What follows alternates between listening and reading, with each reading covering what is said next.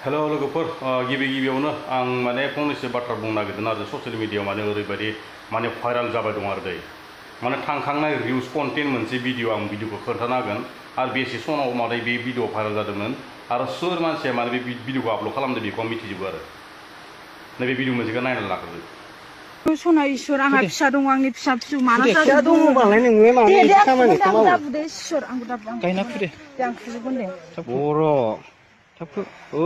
बर' हिनजावफोरा इदिसो मावो ओमफ्राय भिडिअखौ नायनानै बोरै मोनखो बे भिडिअआ नैबे दा 2005निमोन ना बे भिडिअ भाइराल भिडिअआ आरो बे भाइराल भिडिअआ बबे जायगानिमोन मा गामिमोन बेखौ डिटेल होदो जानो बेयावथ' जेबो डिटेल गैया बे भिडिअआ बेसे बोसोराव भाइराल जाखांनायमोन बे भिडिअखौ सोर बुखांनानै ससियेल मिडियायाव गारना होफिननायमोन बेखौ नोंथांमोना हमनो हादों ना ओरैनो पकल'सो जाबाय दं खुगाफोरा बिराद शेयार जादों भिडिअआ बिराद भिउ फैदो भिडिअआ बिराद कमेन्ट फैदो भिडिअआ फैगोन बे भाइराल भिडिअखौ सबबो नायनो लुगैयो नालाय सबबो नायबाय होरिबाय बुंनांगौखिनिखौ बुंबाय गाज्रि मोननायखिनिखौ मोनबाय नङा होमबा लोगोफोर बे भिडिअआ नैबे बोसोरनि ना बेसे गोबाव बोसोरनि बे भिडिअखौथ' रावबो मिथियाखै बे भिडिअ सोरनि चेनेलनिफ्राय आपल'ड जाबोनाय बेखौथ' मिथियाखै ससियेल मिडियाआवनो पक होनबाय थाबाथ' जाया लोगोफोर बे भिडिअआ आजि थांनाय 5 बोसोरनि सिगांनिनो 2019 बा 20नि भिडिअ बियो जेथिया कर'ना भाइरास सोलिबाय थादोंमोन बे कर'ना भाइरास सोलिनायनि सिगांनिनो भिडिअ बियो हा नोंथांमोना माबोरै दानि जुगनि सरि नोंथांमोना बे दानि भिडिअ होनानै बोरै नोंसोर माने इदि माने बुंनो जुजिबाय दं बे भिडिअआ सिगां 2019 समाव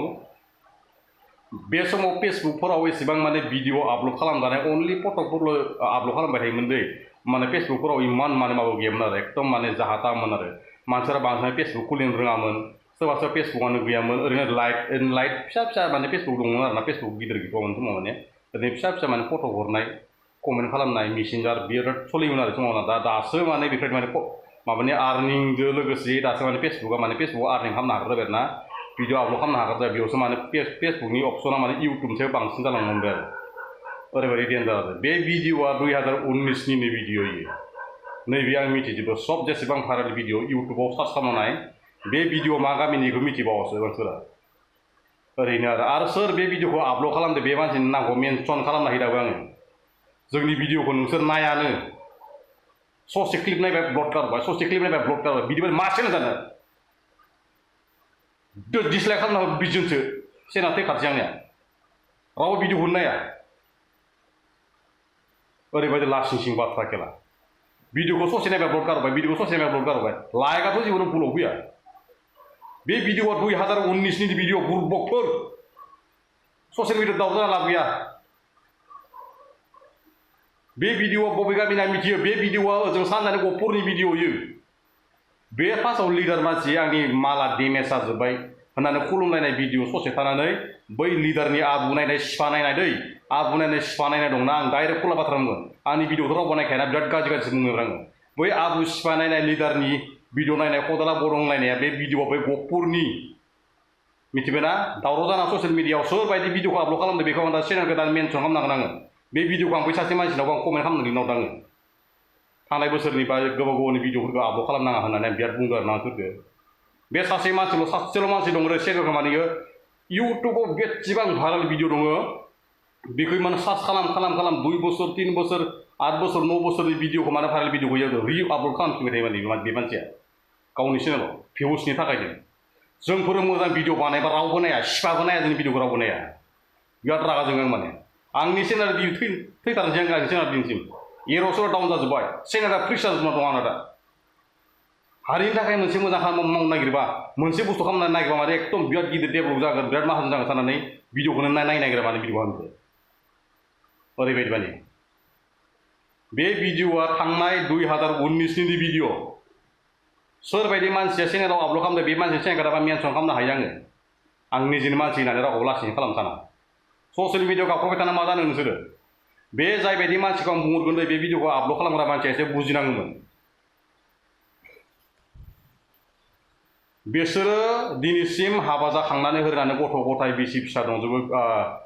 बिजामादै मोनबाय बिहामजो मोनबाय आंखौ रि आपल'ड भिडिअखौ मानो आपल'ड खालामना होफिननांगौ मालाय भिडिअखौ आं बेखौसो बुंदों बिहाव बिखुनजो नुबाय बियाय बिनाय नुबाय बिजामादै नुबाय फिसाला नुबाय फिसाजो नुबाय बिसोर न'खराव बेसेबां दा काजिया जादों जानांगौ आन्दाज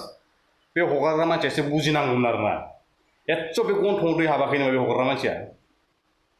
जोंफोर मोजां बाथ्रा बुङोबा खुला बाथ्रा बुङोबा इम्पर्टेन्ट बाथ्रा बुङोबा रावखौबो थगायाबा जोङो जोंनि भिडिअखौ नायखायानो आरो ओरैबायदि लासिं सिं सिबाबो नाय आंनि भिडिअखौ आंथ' डाइरेक्ट चेनेल डिलिट खालामजोबसै आङो एसे खस्थ'नि गेजेरजों बर' हारिनि फंनैसो बाथ्रा बुंनानै सोरखौबा आं हेल्प खालामनो हागोन खोमा सोरखौबा आङो गोथौ हाखर गोलैनायखौ बोखांनो हागोन खोमा होननानै मोनसे आं चेनेल खुलिदों माने भिडिअखौनो एकदम नाया आरो बै अग्रं बग्रं फैलालाफोरखौथ' बिराद नायखायो आं बेखौनो बुंदों जायबायदि मानसिया भिडिअखौ हगारदों बे मानसिया भिडिअखौ आंनो नायदो दै बे भिडिअखौ आं सिगां 2019 नायखांनाय भिडिअखौ आङो मिथिबाय दामले गादामले होनोसै नामखौ इयाव माने खोथा लायो आरोना आबु सिफा नायना बोखां सिखोमोन गैलायि बिराद रागा जोंदा बे गाज्रि बाथ्रा बुंनांगौ माने आं चेनेलखौनो रावबो नाया सानब्रै सानबादोसो 10-20 जाबोयो आंनि चेनेलाव मा खमि दं एखे कन्टेन्टखौनो होयो एखे केबुखौनो होयो एखे टेगखौनो लिरो होनबा आंनि चेनेला मा जाखो एसे हेल्प खालामनो नाजानांगौ बर'फोर आंबोथ' बिराद गोजानाव खस्थ' खालामना मावनो दंफैयोना आंबो गथ' गथाय दङ बेफोरजोंनो आं एसे न'खर संलांनो हागोन खोमा होननानै बर' समाजनि मानसिफोरखौ आं एसे बोखांनो हागोन खोमा होननानै आं मोनसे चेनेल अनलाइननि थ्रुयै आं माबागोन होननानै खुलिदोंमोन नाथाय आंखौ रावबो सापर्ट गैया आरो बे भिडिअ 2019नि जायबायदि मानसिया हगारदों बे मानसिफोराबो आं मेनसन खालामनो हायो आङो खिन्थु आंनि गोसोआ बिदि नङा दै ससियेल मिडियाआव नांलायाबो आरो जायजों नांलायनो हायैयावसो भिउ फैयो जाय नांलायनो हायैयाव भिउ फैखाया सम दं आं नांलायगोन ओरैबादि गिदिर भाइराल खालामगोन आङो एकदम दुनियाखौनो हिलायजोबखागोन आरो आंखौ रावबो सापर्ट खालायबानो नाय दुनियाखौनो हिलायजोबगोन आं लोगोफोर आंनि बुंनायाव मोनसे गोरोन्थि जायोबा आंखौ निमाहा होबानो जाबाय आं लोगोफोर रिकुवेस्ट खालामो आंनि चेनेलखौ एसे सापर्ट खालामना होदो बे भिडिअआथ' थांनाय बोसोरनि भिडिअसो एकदम ससियेल मिडियाआव मानसिफोरखौ फाग्ला बायदि दावरावसो खालामनायाथ' जायाखै आं बेखौनो बुङो जायबायदि मानसिया आपल'ड खालामदों बे मानसिनोबो आङो कमेन्ट होखादोंमोन थांनाय बोसोरनि बा 2019नि भिडिअ बियो बेखौनो जोङो आपल'ड खालामफिननानै मालायनि संसार जानायखौ माने गुबुंले खालामनो नाजानाङा आरो दाथ' जोंनि बिमा बिफानि बैसोनि ना बिसोरथ' दाथ' बिहामजो मोनबाय जानांगौ आरो लोगोसे बिहामजो बिजामादै आरो फिसाजोफोरनि माबाफोर फिसौफोरबो मोनबाय जानांगौ ना बे भिडिअखौ रिआपल'ड खालायोब्ला मालाय न'खरखौ गुबुंले खालामनाय जायोना लोगोफोर बेनिखायनो बेफोरबायदि भिडिअखौ माने बानायनायखौ गारनांगौ आरो ना लोगोफोर एकदमबारे नैबे दा जाबाय थानाय गोदान गोदान भिडिअफोरखौ हगारबाय जेबो नङा आरो लोगोफोरा भिडिअखौ एसेयावनो एन्ड खालामनोसै लोगोफोर आंनि बुंनायाव मोनसे गोरोन्थियाथ' जाखाबाय आं माने गाज्रि माबा जेबो सानाङो आरो भिडिअखौ सोरबा हायोबा डिसलाइक खालामनांगौ डिसलाइक 12 जनसो खालामदो दा मोनायाव आं चेनेला डिलिट जानाय बायदि आं बेखौनो बुंनो सानो आरोना लोगोफोर मोनसे बुंनो गोरोन्थि जायोब्ला आंखौ निमाहा होबानो जाबाय दिनैनि टपिकआ एसेनोसै आरोना लोगोफोर बर'आरि जिउ गोलाव जाथों